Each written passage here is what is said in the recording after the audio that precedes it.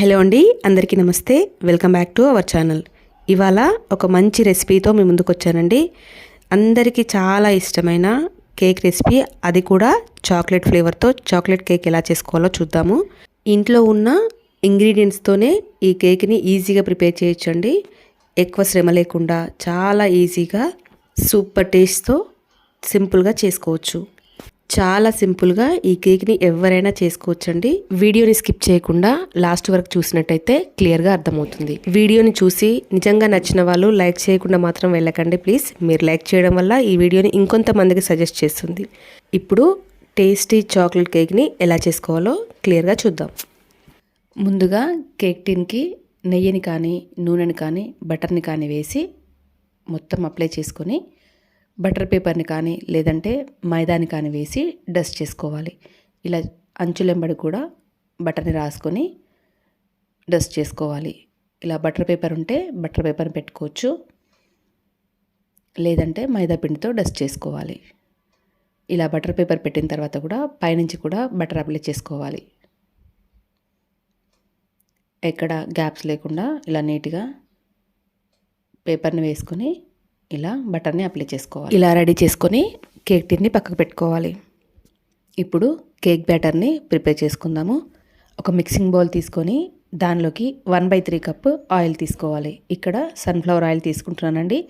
పల్లి నూనెను మాత్రం అసలు తీసుకోకూడదు, స్మెల్ వస్తుంది. ఇదే కప్పుతో 1/3 కప్ పెరుగు తీసుకోవాలి.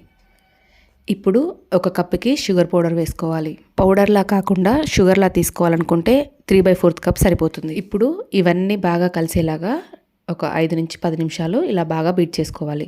షుగర్ మొత్తం కంప్లీట్గా మెల్ట్ అయిపోయి పెరుగులో ఏ విధమైన లంప్స్ లేకుండా ఆయిల్లో బాగా కలిసేలాగా ఇలా బీట్ చేసుకోవాలి.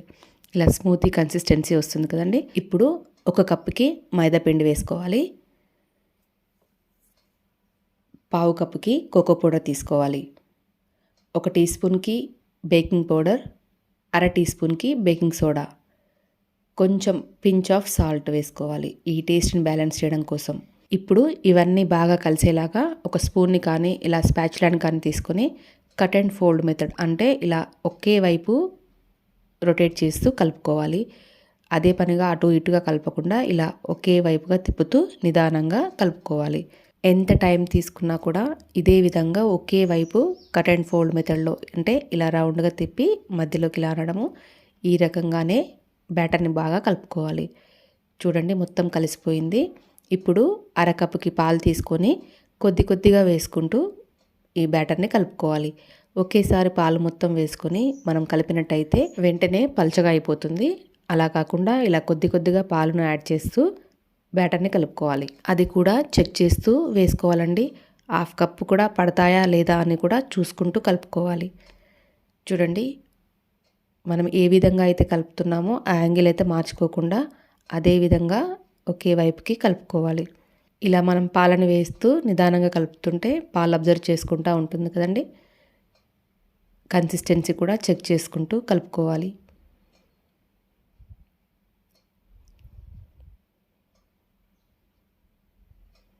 పాలు వేస్తున్నప్పుడు ఎక్కువ తక్కువ కాకుండా బ్యాటర్ కన్సిస్టెన్సీ కరెక్ట్గా ఉండేలాగా చూసుకోవాలి. ఇలా రిబ్బన్ కన్సిస్టెన్సీలో ఉండాలి. మనకి అరకప్పు పాలు కరెక్ట్గా సరిపోయాయండి. ఈ చివరిలో 1 టీ స్పూన్కి వెనిలా ఎసెన్స్ వేసుకొని కలుపుకోవాలి. చాక్లెట్ ఎసెన్స్ ఉన్నా వేసుకోవచ్చండి. ఇక్కడ నేను క్లిప్పింగ్ మిస్ అయింది. చూడండి బ్యాటర్ కన్సిస్టెన్సీ ఇలా రిబ్బన్ లాగా మనం వేస్తున్నప్పుడు తెలుస్తుంది కదా. ఈ కన్సిస్టెన్సీలో ఉండేలాగా రెడీ చేసుకోవాలి. ఆల్రెడీ మనం టిన్ రెడీ చేసి పెట్టుకున్నాం కదా, ఆ కేక్ టిన్లోకి ఈ బ్యాటర్ని వేసుకోవాలి. ఎప్పుడైనా కేక్ టిన్ని నిండుగా బ్యాటర్తో ఫిల్ చేసుకోకూడదు. ఖచ్చితంగా పావు వంతు గ్యాప్ ఉంచుకోవాలి. అంటే మనం 3 పార్ట్స్ మాత్రమే బ్యాటర్తో ఫిల్ చేసుకోవాలి. పొంగినప్పుడు కంప్లీట్గా పైదాకా వస్తుంది కాబట్టి మనం ఏ రకమైన బౌల్ యూజ్ చేసినా ఖచ్చితంగా ఒక పావు వంతు అనేది స్పేస్ ఉంచుకొని బ్యాటర్ని వేసుకొని ఇలా 3-4 సార్లు ట్యాప్ చేసినట్టయితే ఎయిర్ బబుల్స్ ఏమైనా ఉంటే వెళ్ళిపోతాయి. తర్వాత ఒక గిన్నె తీసుకొని దాంట్లోకి సాల్ట్ వేసి ఒక స్టాండ్ వేసి ఒక 5 నిమిషాలు ఐ ఫ్లేమ్లో వేడి చేసుకోవాలి. దాన్ని ప్రీ హీట్ చేసుకుంటాం కదా, అలా అన్నమాట. ఇప్పుడు ఈ రెడీ చేసుకున్న కేక్ బ్యాటర్ టిన్ పెట్టేసుకొని మూత పెట్టి 30 నుంచి 40 నిమిషాల వరకు లో కాకుండా మీడియం కాకుండా మధ్యలో ఫ్లేమ్ని అడ్జస్ట్ చేసుకొని కుక్ చేసుకోవాలి. చూడండి మనకి కేక్ రెడీ అయిపోయింది. ఒక 30 మినిట్స్ కంటే బిఫోరే ఒక్కసారి చెక్ చేసుకోవాలండి, ఎందుకంటే ఒక్కొక్కసారి ముందే అయిపోతుండొచ్చు. ఇలా టూత్పిక్ పెట్టుకొని చూసుకోవాలి. లోపల ఇంకా పచ్చిగా ఉన్నట్టయితే టూత్పిక్కి కేక్ అనేది పచ్చిగా అంటుతుందండి. మొత్తం ఉడికిపోయినట్టయితే మనకు ప్లెయిన్గా బయటకు వస్తుంది. మనకు కేక్ రెడీ అయిపోయిందండి. స్టవ్ ఆఫ్ చేసుకొని కేక్ టిన్ని బయటకు తీసి ఇలా ఒక క్లాత్ కప్పి ఒక అరగంట సేపు, అంటే మ్యాక్సిమం కేక్ టిన్ మొత్తం కంప్లీట్గా చల్లారేంత వరకు పక్కకు పెట్టేసుకోవాలి. ఇప్పుడు కేక్ని డెకరేట్ చేసుకోవడానికి చాక్లెట్ గనాష్ ఎలా చేసుకోవాలో చూద్దాం. ముందుగా ఒక పావు కప్కి కోకో పౌడర్ తీసుకొని, ఒక టేబుల్ స్పూన్కి కార్న్ ఫ్లోర్ తీసుకొని, హాఫ్ కప్కి షుగర్ పౌడర్ తీసుకోవాలి, ఒక కప్కి మిల్క్ యాడ్ చేసుకోవాలి. ఇవన్నీ వేసుకున్న తర్వాత బీటర్ని కానీ స్పూన్ని కానీ తీసుకొని ఇలా అన్నీ కలిసేలాగా బాగా బీట్ చేసుకోవాలి. కోకో పౌడర్, కార్న్ ఫ్లోర్ ఉండలు కట్టే అవకాశం ఉంటుంది కాబట్టి బాగా బీట్ చేసుకున్న తర్వాతనే స్టవ్ మీద పెట్టుకోవాలి. స్మూత్ పేస్ట్లా అయ్యే వరకు ఇలా కలుపుతూనే ఉండాలి.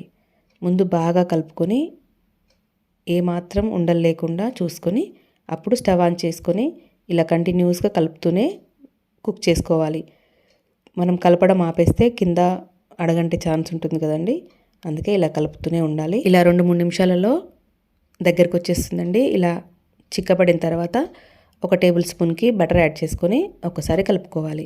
బటర్ వేసుకొని బటర్ మొత్తం కరిగేంత వరకు ఇలా కలుపుకొని కన్సిస్టెన్సీ ఈ విధంగా ఉండాలి.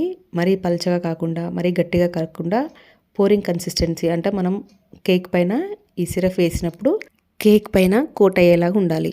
చూడండి ఇలా స్పూన్తో తీసినప్పుడు చాక్లెట్ గనాష్ ఉండేలాగా చూసుకొని స్టవ్ ఆఫ్ చేసుకొని ఒక 2-3 నిమిషాలు చల్లారి పెట్టుకోవాలి.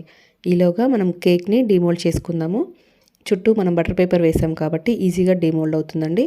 ఆ పేపర్స్ తీసేసి ఒకసారి ఇలా ఉల్టా చేసినట్టయితే ఈజీగా రిమూవ్ అవుతుంది. చూడండి ఎంత పర్ఫెక్ట్గా వచ్చిందో. కావాలనుకుంటే ఇలా చాక్లెట్ స్పాంజ్ కేక్లా కూడా తినేయచ్చు. చాలా చాలా బాగుంటుంది. చూడండి చాలా స్పాంజీగా, సూపర్ మాష్గా, చాలా సాఫ్ట్గా, ఫుల్ షైనీతో వచ్చింది కదా కేక్. ఇప్పుడు ఈ కేక్ పైన చాక్లెట్ గనాష్తో డెకరేట్ చేసుకుందాం. ఒక స్టాండ్ పైన పెట్టేసి కింద ఇలా ఒక ప్లేట్ పెట్టేసుకొని పైనుంచి మనం రెడీ చేసి పెట్టుకున్నాం కదా చాక్లెట్ గనాష్ని ఈ కేక్ పైన వేసి మొత్తం కోట్ అయ్యేలాగా వేసుకోవాలి. మనం ప్రిపేర్ చేసుకున్న ఈ చాక్లెట్ గనాష్ ఈ కేక్కి కరెక్ట్గా సరిపోతుందండి. ఈ చాక్లెట్ సిరప్ని మనం వేసుకున్నప్పుడు కేక్ అంతా కోట్ అయిన తర్వాత కింద ప్లేట్లో ఎక్స్ట్రా అంతా పడిపోతుంది. ఇలా మొత్తం సిరప్ అంతా వేసుకొని ఈ కేక్ని 1 గంట నుంచి 2 గంటల వరకు ఫ్రిడ్జ్లో పెట్టుకోవాలి. అప్పుడు పైన క్రీమ్ అనేది కరెక్ట్గా సెట్ అవుతుంది. చాక్లెట్ కేక్ రెడీ అయిపోయిందండి. చూడండి ఎంత బాగుందో. ఇలాంటి టేస్టీ కేక్ని మనం ఇంట్లోనే ఈజీగా చేసుకోవచ్చు కదండి. ఇంట్లో ఉన్న ఐటమ్స్తో ఎప్పుడు కావాలంటే అప్పుడు ఇలా ఈజీగా చాక్లెట్ కేక్ని రెడీ చేసి పెట్టేయచ్చు. పైనుంచి ఇలా బిస్కెట్ని కానీ లేదంటే చాక్లెట్ ఉంటే దాన్ని కొంచెం గ్రేట్ చేసి కానీ వేసుకుంటే ఇంకా బాగుంటుంది. ఇక్కడ నేను చాకో చిప్స్ బిస్కెట్ ఉంది కదా, దాన్ని కొంచెం క్రష్ చేసి వేసుకున్నాను. మీరు కూడా ఇంట్లో ఈ కేక్ని ఖచ్చితంగా ట్రై చేయండి. చిల్డ్రన్స్ డే రోజు మా పిల్లలకి ఇష్టమైన ఈ చాక్లెట్ కేక్ని ప్రిపేర్ చేశాను. చాలా సాఫ్ట్గా, సూపర్ మాయిశ్చర్గా, చాలా టేస్టీగా ఉందండి. మీరు కూడా ఖచ్చితంగా ట్రై చేయండి. ఇలా పిల్లలకి ఇష్టమైనవి ఇంట్లోనే చేసి పెట్టినట్టయితే వాళ్ళు చాలా హ్యాపీగా ఫీల్ అవుతారు కదా. మీరు కూడా ఒకసారి ఇలా ట్రై చేసి చూడండి. చూడండి ఎంత సూపర్గా ఉందో. చాలా అంటే చాలా బాగుందండి. ఇలా ఇంట్లో ఉన్న ఇంగ్రీడియంట్స్తోనే ఇంత సింపుల్గా ఇంత టేస్టీ కేక్ని మనం ప్రిపేర్ చేసుకోవచ్చు. చూడండి ఇక్కడ స్పూన్తో మనం కేక్ని తీసినట్టయితే చాలా సాఫ్ట్గా వచ్చింది కదా. ఈ వీడియో నచ్చినట్టయితే లైక్ చేయడం మర్చిపోకండి. మీరు లైక్ చేస్తేనే తెలుస్తుంది వీడియో మీకు నచ్చిందా లేదా అని. మీ ఫ్రెండ్స్కి షేర్ చేయండి. ఎలా అనిపించిందో కామెంట్ సెక్షన్లో తెలియజేయండి. సబ్స్క్రైబ్ చేసుకుని వాళ్ళు కొత్తగా చూస్తున్నట్టయితే సబ్స్క్రైబ్ చేసుకొని బెల్ ఐకాన్ క్లిక్ చేయండి. Thank you for watching.